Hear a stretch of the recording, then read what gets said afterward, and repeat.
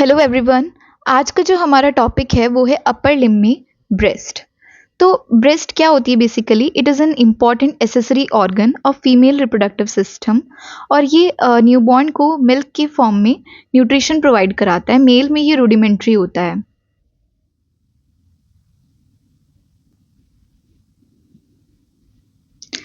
तो सबसे पहले हम स्टार्ट करते हैं इसके सिचुएशन से कि कहाँ पर ये सिचुएटेड होता है। तो जैसे कि हम देख सकते हैं, lies in superficial fascia and lies on deep fascia. मतलब सुपरफिशियल फेशिया में तो ये होता है और डीप फेशिया के ऊपर ये लाई करता है। तो ये याद रखने वाली बात है। उसके बाद इट कवर्स 3 मसल्स। ये 3 मसल्स को कवर करता है। Pectoralis major, serratus anterior, external oblique muscle. जैसे कि आप यहाँ पे देख सकते हैं, इस वाले डायग्राम में आप देख सकते हैं कि पेक्टोरलिस मेजर मसल के ऊपर है और थोड़ा सेरेटस एंटीरियर को इसने कवर करा है और एक्सटर्नल ऑब्लिक को इसने कवर करा है। तो ये 3 मसल्स के ऊपर रहता है, ठीक है। उसके बाद इसके 4 क्वाड्रेंट्स होते हैं। जैसे ये ब्रेस्ट है तो इसके 4 क्वाड्रेंट्स होते हैं। This is upper medial, this is upper lateral, this is lower medial and this is lower lateral. तो ये जो अपर लेटरल वाला कंपार्टमेंट होता है, इसमें से एक्सिलरी टेल ऑफ स्पेंस निकलती है, दिख रही है। ये एक्सिलरी टेल ऑफ स्पेंस होती है जो कि फोरामेन ऑफ लैंगर के थ्रू दिस ओपनिंग, इस ओपनिंग के थ्रू ये डीप फेशिया में जाता है। उसको क्रॉस करके ये एक्सिला में चला जाता है और एक्सिला का कंटेंट बनाता है। जैसे कि आपने एक्सिला पहले पढ़ा होगा तो उसमें आपने पढ़ा होगा कि एक्सिला का कंटेंट होता है एक्सिलरी टेल ऑफ स्पेंस। तो ये इसी फोरामेन ऑफ लैंगर के थ्रू, डीप फेशिया के थ्रू एक्सिला में चला जाता है। तो ये याद रखने वाली बात है। उसके बाद हम देखेंगे इसका एक्सटेंशन कि ये कहाँ से कहाँ तक एक्सटेंड करती है। तो वर्टिकली ये कहाँ से कहाँ तक एक्सटेंड करती है, इस डायग्राम में आप देख सकते हैं कि वर्टिकली ये कहाँ से कहाँ तक एक्सटेंड कर रही है, सेकेंड रिब से 6th रिब तक। और हॉरिजॉन्टली कहाँ से कहाँ तक करती है, ये देखो, vertically extend from 2nd to 6th ribs and horizontally lateral border of sternum to mid axillary line. तो ये कहाँ से कहाँ तक एक्सटेंड करेगा, हॉरिजॉन्टली लेटरल बॉर्डर से, ये आपको दिख रहा है lateral border of sternum to mid axillary line. ये आपको मिड एक्सिलरी लाइन दिख रही है, यहाँ से यहाँ तक इसका जो है हॉरिजॉन्टल एक्सटेंशन होता है ब्रेस्ट का। उसके बाद separated from deep fascia by loose areolar tissue. जो ब्रेस्ट होती है ये डीप फेशिया से सेपरेटेड होती है एक लूज एरियुलर टिश्यू की हेल्प से, बाय, जिसको हम रेट्रो मेमोरी स्पेस बोलते हैं। और इसी रेट्रो मेमोरी स्पेस की वजह से जो ब्रेस्ट होती है ये पेक्टोरल मसल जो होती है उसके ऊपर फ्रीली मूवेबल होती है। नेक्स्ट हम आते हैं स्ट्रक्चर ऑफ ब्रेस्ट पे। तो ब्रेस्ट के स्ट्रक्चर में 3 चीज़ें होती हैं। एक होता है स्किन, एक होता है पैरेन्काइमा जिसको हम मेमोरी ग्लैंड भी बोलते हैं, और होता है स्ट्रोमा। तो सबसे पहले आते हैं स्किन से। स्किन क्या होती है, जो कि ग्लैंड को कवर करके रखती है। इसमें 2 चीज़ें होती हैं, निप्पल एंड एरियोला। तो जो निप्पल होता है ये कहाँ पर होता है, just below centre of breast. जो ब्रेस्ट का सेंटर होता है जस्ट उसके नीचे होती है, 4th इंटरकोस्टल स्पेस के लेवल पे 10 सेंटीमीटर फ्रॉम मिड लाइन ये होता है। और जो होता है ये pierced by 15 to 20 lactiferous duct, 15 to 20 lactiferous duct से पियर्स्ड होता है। एंड यहाँ पर सर्कुलर और longitudinal smooth muscle fibres present होते हैं, जिसकी वजह से जो निप्पल है वो स्टिफ या फ्लैट हो सकता है रिस्पेक्टिवली, ठीक है। It has a few modified sweat and sebaceous glands. इसमें कुछ modified sweat and sebaceous glands भी प्रेजेंट होते हैं और नर्व सप्लाई में भी ये बहुत अच्छा होता है, इसमें बहुत ज़्यादा नर्व सप्लाई होती है। उसके बाद आते हैं एरियोला पे। तो एरियोला क्या होता है, ये निप्पल के आसपास का एक सर्कुलर पिगमेंटेड एरिया होता है। और ये जो एरिया होता है ये सिबेशियस ग्लैंड्स में, मॉडिफाइड सिबेशियस ग्लैंड्स में बहुत रिच होता है। प्रेगनेंसी के टाइम पर ये modified sebaceous glands tubercles of Montgomery बना देते हैं, जिनकी ऑयली सिक्रीशंस जो है निप्पल और एरियोला को ल्यूब्रिकेट करके रखता है ताकि लैक्टेशन के टाइम पर कोई क्रैकिंग ना हो। अपार्ट फ्रॉम सिबेशियस ग्लैंड्स यहाँ पर स्वेट ग्लैंड्स भी प्रेजेंट होते हैं। और below areola lactiferous sinus also lies. यहाँ पर लेक्टिफेरस साइनस भी रहते हैं, वो हम आगे डायग्राम में देखेंगे। फिर आता है पैरेन्काइमा। तो पैरेन्काइमा को हम मेमोरी ग्लैंड भी बोलते हैं और इसमें 15 to 20 लोब्स प्रेजेंट होते हैं, जैसे कि आप इस डायग्राम में देख सकते हो।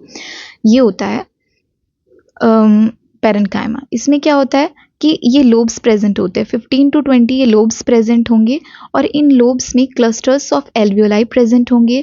क्लस्टर्स ऑफ एल्वियोलाई से फिर आगे जाकर लेक्टिफेरस डक्ट बनती है और ये लेक्टिफेरस डक्ट आगे जाके यहाँ पर डायलेट हो जाती है, लेक्टिफेरस साइनस बनाती है and they pierce the nipple, ये यहाँ पर प्रेजेंट होते हैं। ठीक है, उसके बाद आ जाता है बचा हुआ जो एरिया होता है मैमरी ग्लैंड का, दैट इज स्ट्रोमा। ये दो तरीके से होता है, it is the supporting framework of gland. ये ग्लैंड को सपोर्टिंग फ्रेमवर्क होता है। ये पार्टली फाइब्रस रहता है, पार्टली फैटी होता है। पार्टली फाइब्रस, देखो यहाँ पर ये आपको फाइबर्स टाइप कुछ स्ट्रोमा में दिखाई दे रहे हैं। ये फाइबर्स टाइप ये है सस्पेंसरी लिगामेंट्स ऑफ कूपर। ठीक है, फाइब्रस स्ट्रोमा जो है सेप्टा बना लेते हैं, जिनको सस्पेंसरी लिगामेंट्स ऑफ कूपर कहते हैं, और ये स्किन को और ग्लैंड को पेक्टोरल या डीप फेशिया से चिपकाकर एनकोर करके रखते हैं। ठीक है, तो ये इसका काम हो गया। और जो फैटी वाला पार्ट है, फैटी स्ट्रोमा, ये fatty stroma main bulk of the gland form करती है और ये एरियोला और निपल के बीनीथ नहीं होती है, बाकी सब जगह ये फैटी स्ट्रोमा प्रेजेंट होता है। Then comes to blood supply. Breast की जो ब्लड सप्लाई होती है ये बहुत ज़्यादा एक्सट्रीमली वस्कुलर होता है। ठीक है, कौन कौन सी होती हैं इसमें ब्लड सप्लाई? सबसे पहले होती है internal thoracic artery. Internal thoracic artery is a branch of सब क्लेवियन आर्टरी। यहाँ पर आपको दिखाई दे रही होगी, ये रही इंटरनल थोरेसिक आर्टरी, ये सप्लाई कर रहा है। दूसरा कौन सप्लाई करेगा? एक्सिलरी आर्टरी जो होती है उसकी ब्रांचेस, सुपीरियर, एक्रोमियोथोरेसिक और लेटरल थोरेसिक ब्रांचेस, ये भी ब्लड सप्लाई ब्रेस्ट की करती हैं। और तीसरा lateral branches of posterior intercostal arteries, जो पोस्टीरियर इंटरकोस्टल आर्टरीज होती हैं उनकी लेटरल ब्रांचेस, ये भी इसकी ब्लड सप्लाई करती है। Veins follows the arteries. Arteries के बाद फिर इसकी वेन आती हैं। वेन्स क्या करती हैं? आएंगी एंड कन्वर्ज करेंगी बेस ऑफ निप्पल पे, वहाँ पर एक एनास्टोमोटिक वीनस सर्कल बनाती हैं और यहाँ से सुपरफिशियल एंड डीप सेट्स में सप्लाई करने चली जाती हैं। जैसे सुपरफिशियल वेन्स जो होती है वो ड्रेन करती हैं इंटरनल थोरेसिक वेन में, और डीप वेन्स ड्रेन करती हैं एक्सिलरी और पोस्टीरियर इंटरकोस्टल वेन्स में। उसके बाद आती है nerve supply.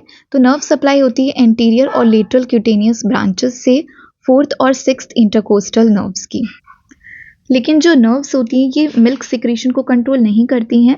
Secretion hormone prolactin के द्वारा कंट्रोल होती है, जो कि पार्स एंटीरियर से हाइपोफाइसिस के सिक्रीट होता है।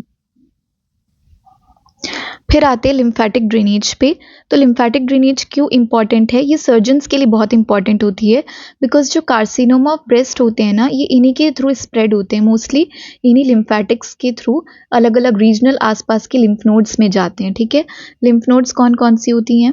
Axillary lymph nodes, anterior thoracic या parasternal nodes, supraclavicular, cephalic and posterior intercostal nodes. जैसे यहाँ पर आप देख सकते हो इंटरनल मेमोरी या थोरेसिक या पेरिस्टर्नल, ये होती हैं ये वाले लिम्फ नोड्स।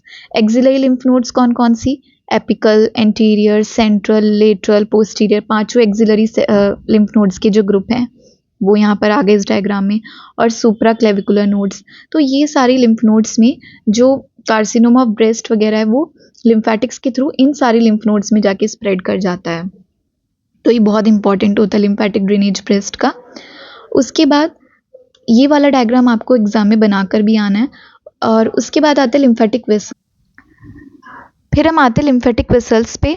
तो लिम्फेटिक वेसल्स में क्या होता है कि सुपरफिशियल लिम्फेटिक्स होती है जो कि ड्रेन करती हैं स्किन ओवर ब्रेस्ट को, एक्सेप्ट निपल एंड एरियोला वाला पार्ट छोड़ के, and pass lymphatics radially to surrounding lymph nodes. आसपास के लिम्फ नोड्स में वो सुपरफिशियल लिम्फेटिक्स पास कर देती है लिम्फेटिक्स को। उसके बाद आता है डीप लिम्फेटिक्स। ये पैरेन्काइमा ऑफ ब्रेस्ट से ड्रेन करता है and also nipple and areola. ठीक है, उसके बाद 75% लिम्फ जो होता है ब्रेस्ट का वो ड्रेन करता है एक्सिलरी नोड्स में, जिसमें कि मैक्सिमम वाला पार्ट जो होता है वो किसको करता है? एंटीरियर को। ठीक है, एंटीरियर लिम्फ नोड में, एंटीरियर ग्रुप में, और बाकी बचा हुआ पोस्टीरियर और एपिकल में। ठीक है, तो लिम्फ जो है वो एंटीरियर और पोस्टीरियर से कहाँ जाता है? सेंट्रल एंड लेटरल में जाएगा, और फिर सेंट्रल एंड लेटरल से फिर जाता है एपिकल में, और फिर एपिकल से जाएगा सुप्रा क्लेविकुलर लिम्फ नोड्स में। ठीक है, यहाँ से सुप्रा क्लेविकुलर लिम्फ नोड में जाता है। समझ में आ गया? And 20% anterior thoracic and 5% lymph from breast drains into posterior intercostal nodes. Okay. Then sub areola plexus of Sappey, ये देखो एरियोला के नीचे एक प्लेक्सस होता है लिम्फ वेसल्स का, प्लेक्सस ऑफ लिम्फ वेसल्स, जिसको sub areola plexus of CP कहते हैं। ये भी और most of the lymph from gland जो होता है वो ड्रेन करता है एंटीरियर एक्सिलरी लिम्फ नोड्स में, ठीक है। तो sub areola plexus of Sappey and most of the lymph from gland drain into anterior और pectoral group of lymph nodes, ठीक।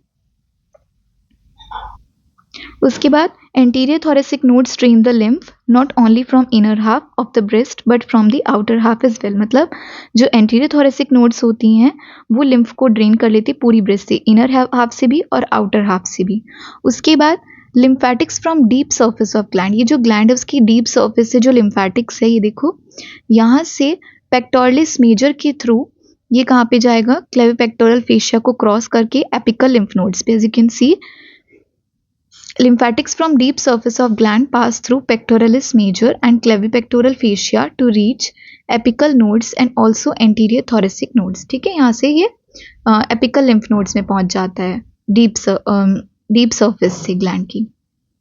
उसके बाद lymphatics from lower and inner quadrants में कम्युनिकेट विद सब डायफ्रामेटिक एंड सब पेरिटोनियल लिम्फ फ्लेक्सस ऑल्सो। और anterior और central group of nodes भी कॉमनली इन्वॉल्व होते हैं कार्सिनोमा ब्रेस्ट में, मतलब ब्रेस्ट कार्सिनोमा में सबसे ज़्यादा एंटीरियर और central group of nodes involve होते हैं, ठीक। Then comes development of breast. देखो ब्रेस्ट डेवलपमेंट में क्या होता है कि एक्टोडर्मल थिकनिंग होती है जिसको मेमोरी रिज या लाइन ऑफ शर्ट्स या मिल्क लाइन भी बोलते हैं। और ये मिल्क लाइन जो होती है एक्जिला से लेकर के ग्रोइंग तक रहती है। लेकिन बाद में क्या होता है, ये होती है 4th week of intra uterine life में, लेकिन बाद में ये यहाँ से गायब होकर सिर्फ पेक्टोरल रीजन में बचती है, सिर्फ पेक्टोरल रीजन में ये जो लाइन है ये बचती है और persist only in pectoral region. वहाँ पर ये मेमोरी रिज फिर मेमोरी पिट बनाता है, मेमोरी पिट से बहुत सारी सेकेंडरी बर्ड्स बनती हैं एंड देन वहाँ से लोब्स बनते हैं।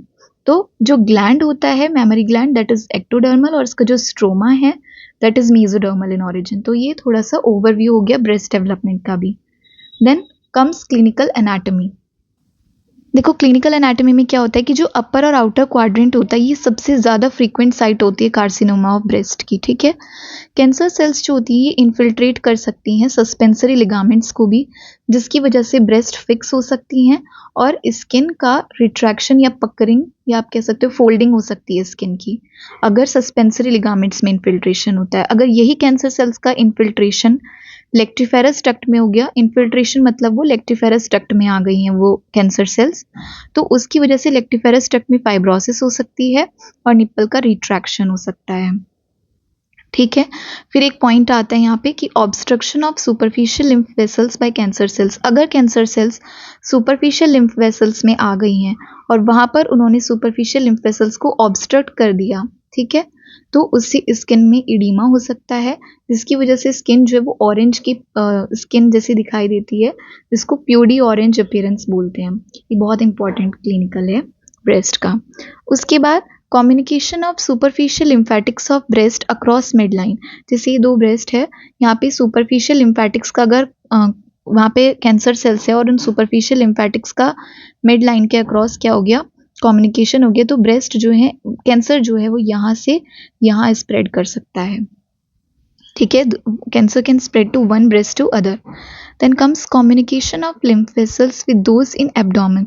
अगर एब्डोमेन की लिम्फ वेसल्स से ब्रेस्ट की लिम्फ वेसल्स का कम्युनिकेशन हो गया तो ब्रेस्ट कैंसर वहाँ से लीवर में स्प्रेड हो सकता है और वहाँ से कैंसर सेल ड्रॉप करके पेल्विस में भी जा सकती है, वहाँ पे सेकेंडरी कैंसर्स कॉज कर सकती हैं। देन कैंसर में also spread through segmental veins. Segmental veins के थ्रू भी कैंसर स्प्रेड कर सकता है because veins draining the breast communicate with the vertebral plexus of veins. जो वेन्स होती है ना ब्रेस्ट की वो वर्टिब्रल प्लेक्सस ऑफ वेन्स से कम्युनिकेट कर सकती है और वर्टिब्रा के थ्रू वहाँ से कैंसर जो है वो वर्टिब्रा ब्रेन में भी स्प्रेड कर सकता है। और most common cancer in females of all ages, जो ब्रेस्ट कैंसर होता है मोस्ट कॉमन कैंसर होता है फीमेल्स का ऑल एजेस में। मोर फ्रिक्वेंटली ये जो है पोस्ट मेनोपॉजल फीमेल्स में देखने को मिलता है क्योंकि वहाँ पे एस्ट्रोजन हार्मोन की कमी आ जाती है, ठीक है। मेनली हमारा एग्जाम के लिए क्या इंपॉर्टेंट है इसमें, एग्ज़ाम के लिए हमें पूरा इसका सिचुएशन, इसका एक्सटेंशन, इसका स्ट्रक्चर पता होना चाहिए। ये वाला डायग्राम हमको एग्ज़ाम में बना के आना है। उसके बाद ब्लड सप्लाई के लिए ये वाला डायग्राम बना के आना है, एंड लिम्फेटिक ड्रेनेज का ये वाला डायग्राम भी बहुत इम्पॉर्टेंट है। और क्लेविपेक्टोरल फेशिया को कौन कौन स्ट्रक्चर्स पियर्स करते, लाइक थोरैकोएक्रोमियल आर्टरी, तो थोड़ा सा ये वाला डायग्राम भी पता होना चाहिए। और क्लिनिकल फीचर्स में हमारे पास कुछ क्लिनिकल फीचर्स हमें पता होने चाहिए, like cancer cells infiltration of suspensory ligaments, lactiferous duct infiltration, और ये peau de orange appearance, it is very important. तो ये कुछ क्लिनिकल हैं। And this vertebral plexus of veins, ये वाला क्लिनिकल, ये सब हमें पता होना चाहिए। नेक्स्ट वीडियो हम लेकर आएंगे एक्सिलरी आर्टरी के ऊपर। तो थैंक यू।